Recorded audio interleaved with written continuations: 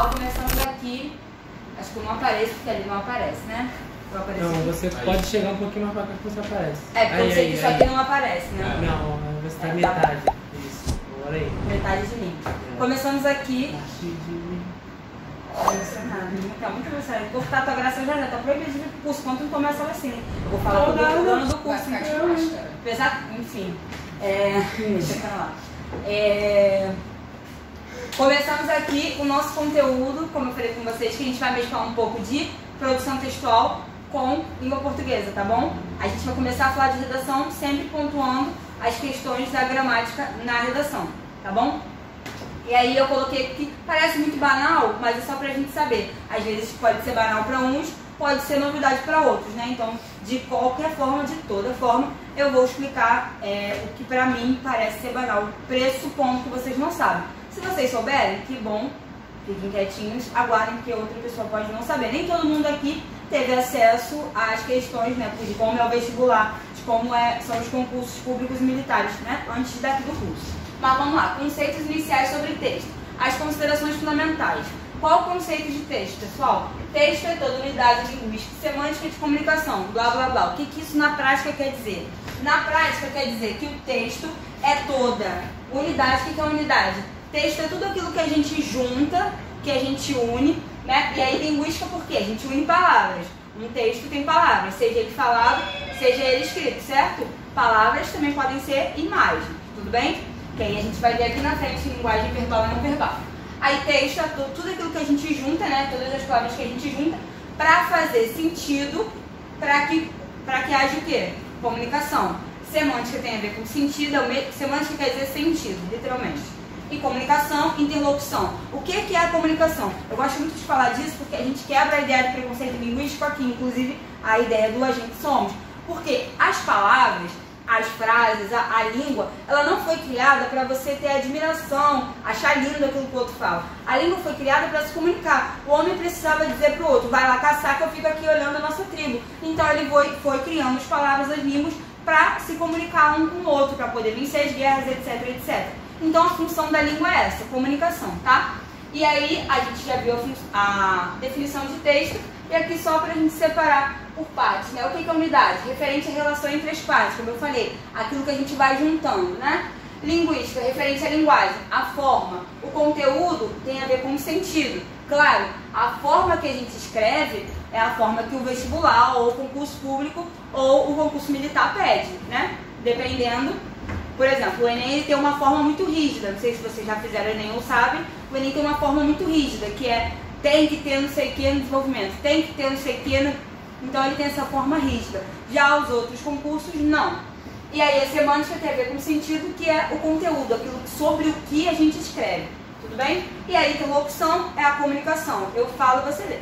É claro que você vai falar, pô, tem interlocução na minha prova? É claro que não, gente. A gente vai fingir que é uma interlocução, que você está escrevendo para alguém ler. Alguém vai te responder? Óbvio que não, então não tem comunicação, é um monólogo. Você escreve para alguém ler e corrigir. Massa? E aí vamos lá, classificação do texto, né? Quanto ao conteúdo, os textos podem ser técnicos, função referencial. Lembra que a gente fez questões sobre função referencial? Então, textos técnicos são focados na função referencial, ou seja, aquela função que é focada na mensagem, que é passar alguma informação de boa, no texto jornalístico, etc. Os textos artísticos são focados na função poética. Por quê? O que são textos artísticos? Uma poesia, um poema, uma música, etc, etc. Que são focados na poesia, no eu, é focado mais na forma, né? Na maneira de fazer aquela coisa acontecer. Pode ser uma poesia, pode ser um poema, etc. Isso que eu falei coisa. E os textos híbridos são textos que são técnicos e artísticos ao mesmo tempo. São, por exemplo, crônicas. Não sei se vocês já leram crônicas do Fernando Sabino, por exemplo. Ele faz textos desse tipo. Tem outros autores que fazem também, claro. Eu já escrevi uma crônica na escola, no ensino médio, que eu tirei 10. Porque você mescla o texto mais técnico, né, um texto mais formal, com um texto mais poético, tudo bem? Isso é a crônica.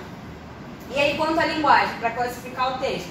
Os textos podem ser verbais, não verbais e híbridos. Verbais só tem palavras, não verbais só tem imagens. E híbridos tem as duas coisas, palavras e imagens. Os exemplos são charge, quadrinhos e a TV. A TV pode ter legenda, né? Então, imagens e palavras, tudo bem?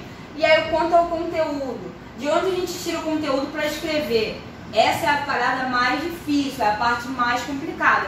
As pessoas às vezes me perguntam, os alunos, né, me perguntam. Eu não consigo entender esse tema, eu não consigo pensar de uma forma para escrever sobre esse tema.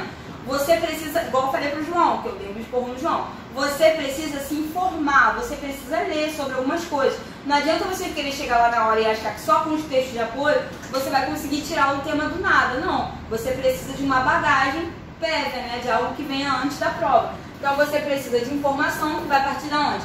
Das suas leituras e das suas conversas. E você vai somar com a reflexão, que vai ser a discussão ou a sua autorreflexão. Você vai, você lê um tema numa revista, no jornal, na internet, tanto faz, no Twitter, não interessa.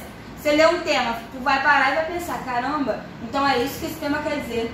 Aí você vai refletir, vai discutir com alguém, blá blá blá. E isso vai gerar o quê? A informação, mas a sua reflexão vai gerar o quê? A sua visão de mundo, certo? E essa visão de mundo vai ser a sua opinião, que no caso da dissertação argumentativa, que é o tipo textual de todos os concursos atualmente, é obrigatório ter opinião, tá? Então a nossa opinião é a nossa visão de mundo, óbvio, ninguém consegue dissociar a sua visão de mundo daquilo que você concorda ou discorda, tudo bom? Tudo, etc, etc. Agora a gente vai falar dos textos quanto à linguagem. Isso é importante para a gente já ir definindo qual é a linguagem do nosso texto, certo?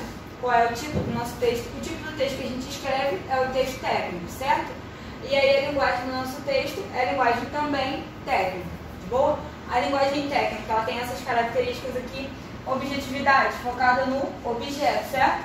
Interpretação unívoca tem a ver com univoz, uma voz só. É uma interpretação só. Um poema você pode entender de uma forma, ou de uma forma de outra forma. Já um texto técnico, né, uma linguagem técnica, tem que ser entendido por todas as pessoas da mesma maneira, tudo bem? Por isso, interpretação unívoca não permite o que a gente chama de polissemia na literatura, tá? Diferentemente de um texto artístico, de uma linguagem artística. Predomínio de denotação, linguagem literal. Conotação, linguagem figurada, tá bom? Se vocês quiserem anotar, linguagem literal, linguagem figurada. A ausência de autoria, cara, esse negócio de autoria fica parecendo assim, que é você parecer que é o autor daquilo ali. Não é bem isso, né? O Enem vai definir ali, eu estava lendo o edital ali de 2019, o Enem vai definir a autoria como um projeto de texto bem definido, bem desenvolvido, enfim. O que é essa ausência de autoria? Seria uma ausência de criatividade, tudo bem? Já que os textos da UERJ são mais exigidos, já que o texto da UERJ permite muito mais essa passagem pela subjetividade, pela linguagem artística, do que o texto do Enem, que é muito técnico. O texto da ESA, por exemplo, é bem técnico. Então não permite tanto essa andada, tá?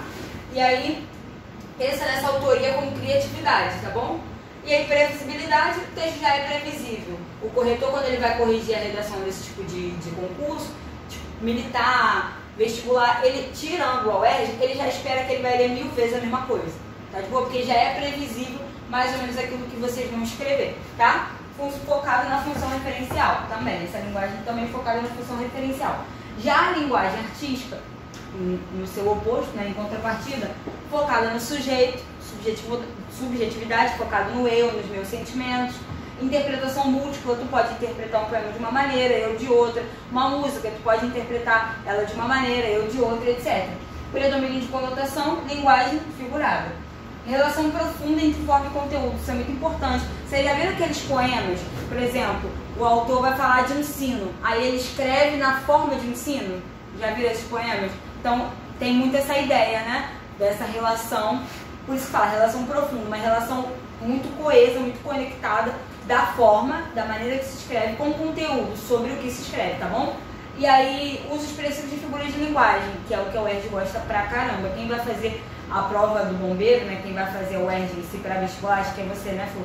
Tem que focar muito em figura de linguagem, tem que usar bastante figura de linguagem, porque enriquece muito o texto, e é importante que fique um texto bem escrito, um texto fluido, diferente do texto de vestibular e de militar, que é um texto chatão, tem que só argumentar e fim, tá? E o objetivo desse tipo de linguagem é emocionar, criar catarse. Criar catarse tem mais ou menos o mesmo sentido de emocionar, mas a catarse também é uma figura de linguagem que quer dizer não só emocionar, mas você se identificar. Sabe quando você assiste um filme, uma série, sei lá, qualquer coisa desse tipo, né? Você ouve uma música que cai a lágrima do olho e que tu fala assim, caraca, parece que tá contando a minha vida. Geralmente o pagode da Lud, ele define minha vida.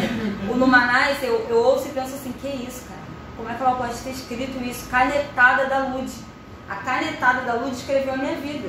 Aí, isso é criar catarse. A capacidade de você se identificar, de você se emocionar, tá bom? Funções poética e emotiva, tudo bem? Não fica muito difícil de aprender.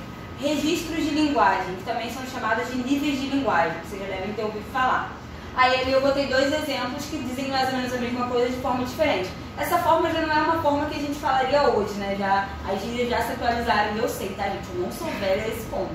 Eu não falo qual é maluco, me respeita, pelo amor de Deus. Qual é maluco? Tranquilão? Tá tudo no esquema para a parada de hoje e hoje ali com HJ, como a gente escreve, né? O famoso internetês. Aí a linguagem mais culta seria saudação. Alguém fala aquilo ali também? Daquela maneira? Lógico que não. Hoje em dia, oi, olá. Olá, tudo bom? Olá, tudo bom? Aquele cara Olá, tudo bem? Saudações, tudo bem? Todos os preparativos estão dentro do prazo previsto para o encontro de hoje? Alguém usaria aquilo ali na fala? Jamais. Só num e-mail com seu chefe, numa coisa muito formal. Então é sobre isso, a gente entender formalidade e informalidade. O que é formalidade? A preocupação com a norma padrão. A norma padrão é o quê? A gramática. A ideia de você respeitar as regras gramaticais. É isso.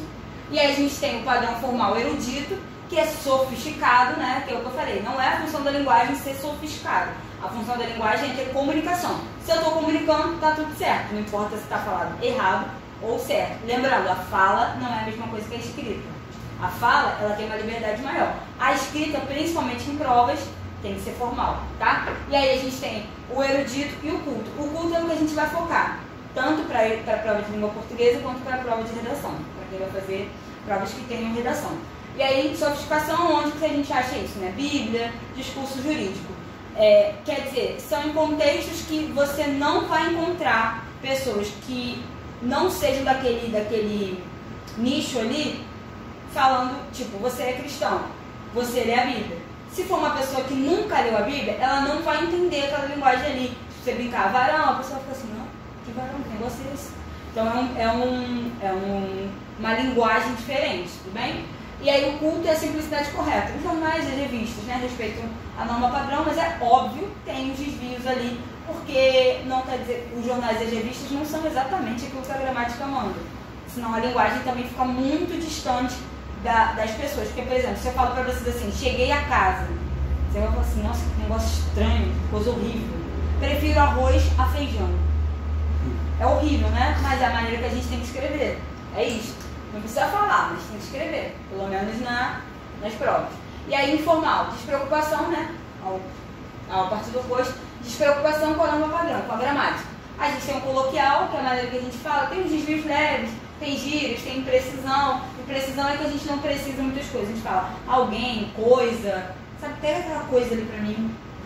Vai coisar hoje. A gente fala assim, né? Desordem estrutural, porque na redação a gente escreve como? Introdução, desenvolvimento, conclusão. Tem uma ordem na estrutura, certo? Na nossa fala não. Às vezes a gente está contando fofoca, lembra de outra, aí insere outro negócio, aí fala mal do Matheus que não tomou as vacinas, aí volta, aí vai e encerra a conversa. Lembra outra fofoca. Tô falando do irmão, tô falando do mal. Vou ser julgado da mesma maneira. Não, também minha terceira vez. Aí, só pra gente entender, esse é o coloquial, a maneira que a gente fala, lógico, entre, né, num contexto mais livre, mais íntimo. E o vulgar serão desvios muito graves, desvios imensos da gramática, vários, né? E aí a observação que a gente tem que fazer desse registro de linguagem. Qual a diferença do coloquial pro vulgar, assim? Olha só. Qual seria um desvio tão grave? Ó, o que a gente vai definir como desvio grave? Desvios absurdos da gramática, como por exemplo, E os sons? Vamos pensar assim, o plural. O plural não é uma definição minha, tá? O plural é uma coisa que a maioria das pessoas sabe, tem acesso. Esse seria um desvio mais grave, porque todo mundo sabe que nós somos, não nós é, tudo bem? Aí, mas agora, eu prefiro arroz a feijão, isso não é uma coisa que todo mundo sabe. Cheguei a casa, então é um desvio mais leve, tudo bem? O desvio grave seriam vários desvios de coisas muito banais, que a gente tem acesso é claro, né, com a escolarização e tudo mais, porque aqui a gente está falando de pessoas escolarizadas, pessoas que têm ensino médio, mas a gente precisa pensar numa coisa, inclusive o preconceito linguístico cai nas questões de língua portuguesa, então vocês têm que ficar atentos, eu vou falar ali agora, mas vocês têm que pensar uma coisa, a fala, ela não só distingue da gramática porque a pessoa não teve acesso à escolarização, a nossa fala distingue da gramática porque a gramática não acompanhou a nossa fala. O que acontece? A gente tem que pensar o seguinte, eu vou até falar isso aqui, ó, estabilidade das regras gramaticais. A língua é um elemento vivo, a gramática é um livro, é uma abstração. Então, o que é a gramática, pessoal? A gramática é uma junção como é que eu posso dizer? De regras da literatura brasileira, só que tem um cânone. O que é o cânone? Aquilo que virou a referência. Então, o cânone, quem é canônico? Machado de Assis, Lima Barreto, etc. E aí esses caras, para montar a gramática, pegaram a maneira que eles falavam no livro deles e montaram a gramática. Então, a gente já fala de uma maneira diferente. Tipo, a gente já não fala qual é a maluco hoje. Isso é mais coisa dos anos 2000, certo? Então, a gramática ela não está acompanhando, lógico, ela vai acompanhar em algum momento. Até, acho que foi com vocês que eu falei que antigamente o correto, de acordo com a gramática, era branco. As pessoas faziam branco, branco, branco, branco, branco. Um momento, depois de muitos anos, a gramática mudou para branco. Assim como clavo, a palavra era clavo, de acordo com a gramática. As pessoas faziam cravo, cravo, cravo, teve que mudar para cravo na gramática. Tudo bem? A gramática não acompanha a nossa rapidez, né? Porque a língua é um elemento vivo, todas as línguas mudam e todas as línguas têm variação. Tudo bem? Isso é fato. E é uma observação. Não há níveis melhores que outros, não há registros de linguagem melhores que outros, mas registros mais adequados a determinados contextos. Vai apresentar um trabalho, vai falar na tua empresa, tu vai ser mais formal. Vai falar com o teu amigo, com a tua mãe, vai ser mais informal. Tudo bem? Essa é a ideia, a gente se adequar. A gente fala na faculdade que quem mais conhece da sua língua não é quem mais conhece a gramática, é quem mais sabe adequar a sua língua ao contexto que você está inserido. Tudo bem? A gramática não é a língua. Isso, inclusive, o Marcos Banho fala isso. Ele fala, se uma receita de bolo não é um bolo, a gramática também não é a língua. Certo? Ela só é as regras para você fazer aquilo. E aí, observação 2, né? Acabei de falar, instabilidade das regras gramaticais, porque é instável. Assim como hoje a regra é tal, amanhã a regra pode ser outra. As pessoas falam bicicleta. Era blanco, não era? Tem muita gente que fala bicicleta. Daqui a um tempo, a palavra pode virar bicicleta, de acordo com a gramática. Isso é normal, isso é mudar. A língua é viva, a gramática, em algum momento, vai ter que acompanhar essa vicissitude, essa ideia de a língua ser um elemento mutável. Tá bom? E aí, preconceito linguístico. Vamos falar um pouquinho de preconceito linguístico? Deixa eu ligar aqui, que eu preparei no slide. Tá toda essa matéria. Vou mandar para vocês também. O quê? Vocês falam comigo.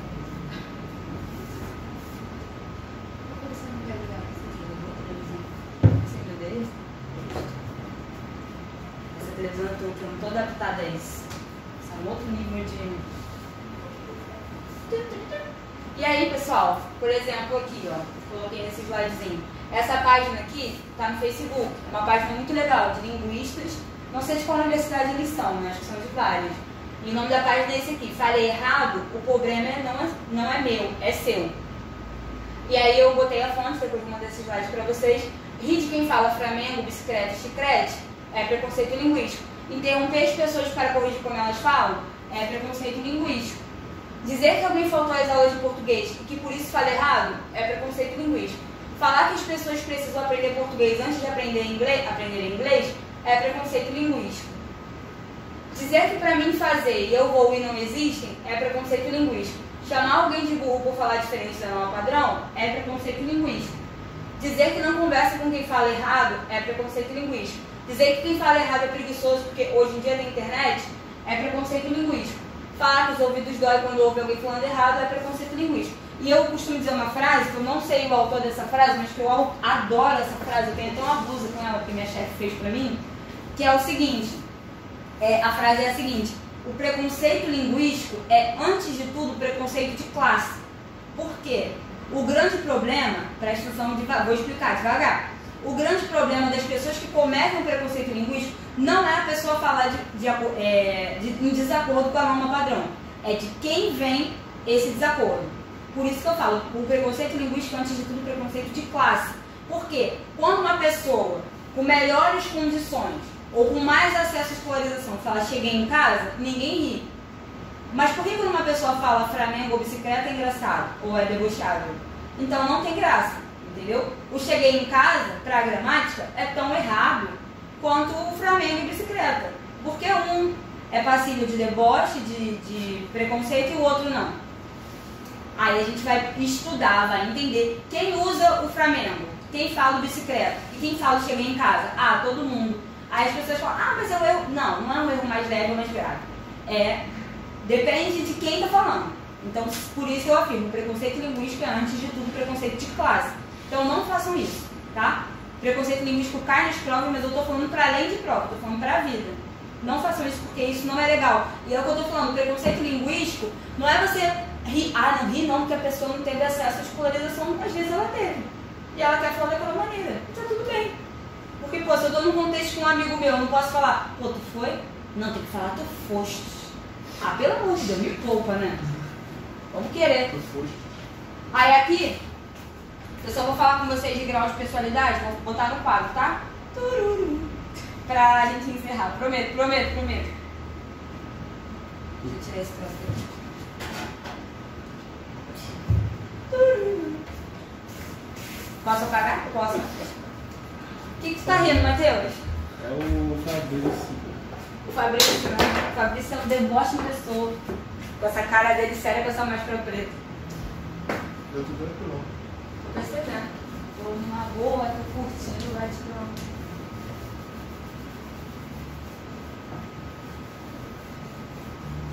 São que horas aí, pessoal? 4h35. 4h40 já? 4h35 ou 4h40? Cada um tá com um horário no relógio. 4h35. Dela tá adiantada, hein? Ah, não, lógico que é sempre errado. 4h35. Dela tá adiantada, hein? Eu acho que ela adiantou o relógio. Digital vem via satélite. O digital não falha, né, Fabrício? Digital não fala. É o que dizem. É o que dizem as mais línguas. Ó, o meu tá o quê? O meu tá 4h41. Só vou encerrar aqui, gente. Vou botar essa aqui. Quê? Botou errado, né? Tá. Vou botar a última parte aqui pra Tá quanto o gente. seu celular? 4h36 agora. Seu celular tá? Você deve ter botado a hora manualmente, não automático, entendeu? Apesar que meu celular também dá essas loucuras às vezes. Agora? Hã? Você quer ver? Pode ser operador também. 6 graus de personalidade, pessoal. Caraca, que negócio ruim de abrir, mano.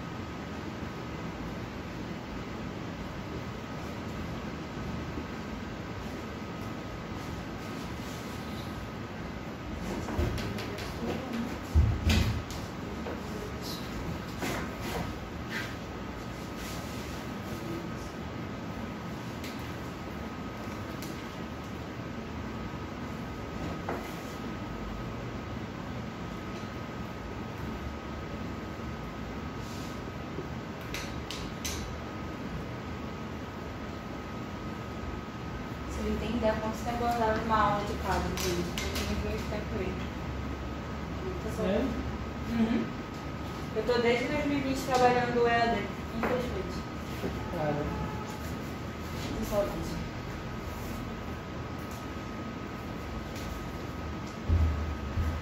Isso não é que eu tô desse tamanho. Perdi a prática.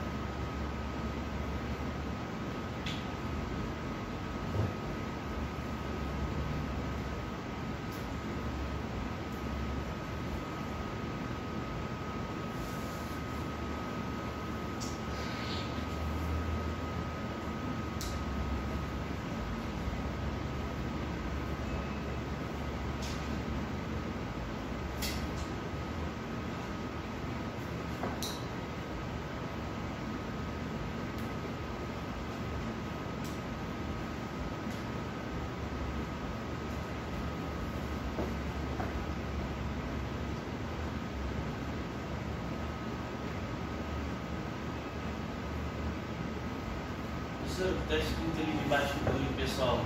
A cadeira é branca. Vou fazer maior? Pra poder... O cadeira aqui assim.